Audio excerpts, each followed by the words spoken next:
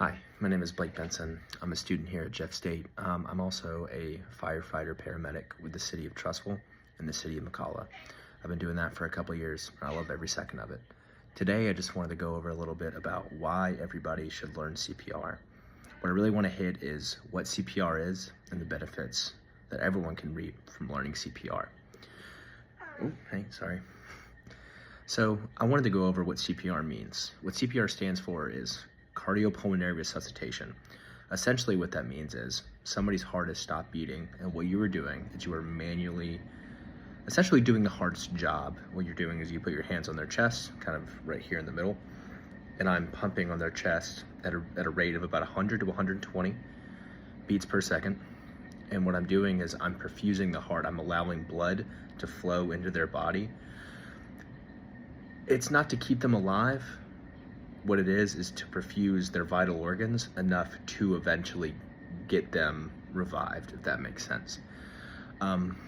Quick point is, they are technically dead if they are in cardiac arrest, but that doesn't mean you can't get them back.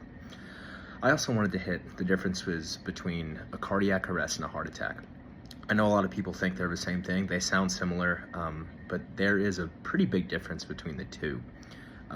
Cardiac arrest is the cessation of any electrical impulse in the heart whatsoever. So the heart is stopped. It's not doing its job. No blood flow is getting to the body. You are, again, technically dead.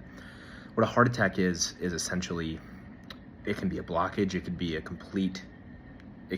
partial blockage, it could be a complete blockage of a coronary artery, an artery that supplies blood flow to the heart. So what that means is any blockage will eventually lead, if prolonged, it can lead to cardiac arrest. So I also wanted to hit why we should learn CPR. Like, what are the benefits, right? It sounds pretty self-explanatory, but I'm gonna hit some that maybe not a lot of people know, maybe not a lot of people think about. What's scary is it could happen to anybody. It could happen when you least expect it. You could be really anywhere, anytime, any place. You just never know. You really just want to be prepared for it, right? Also, every second counts.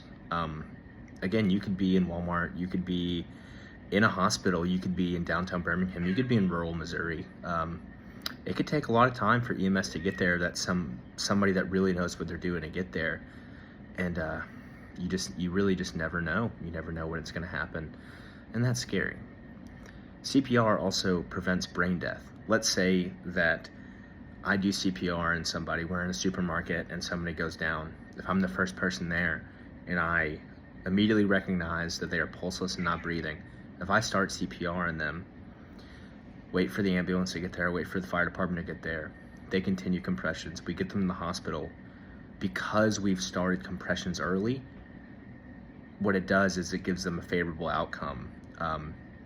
It could lead to less brain tissue damage. It could essentially, people live from cardiac arrest and have no prior issues. They'll get stents in their heart, but they can live normal lives.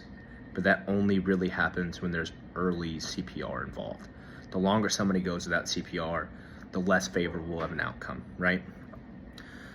Anyone can learn it, really. It's not hard to learn. I know at my department what we do is a lot of people can come and we may not CPR certify them. I know that takes some classes and you have to take a test at the end, but we can teach them the basics on how to do it. We've had people come in, and I love teaching that class. It's a good class to learn. It's also not hard to find classes. I know a lot of firefighters teach it. I know a lot of hospitals will teach it. They can run classes. I know a lot of guys whose second jobs are teaching CPR, getting people CPR certified and every other certification you can have in the pre-hospital setting. Let's see. You also have the confidence to act whenever needed. I've ran a couple cardiac arrest calls where we were called and no one was doing anything. And while that's frustrating, I almost understand it. It is a scary situation to see somebody go out like that, and you can freeze. A lot of people do freeze, but the more practice you have, the more you learn what CPR is, the more comfortable you'll be, and the more prepared you'll be to act in that situation.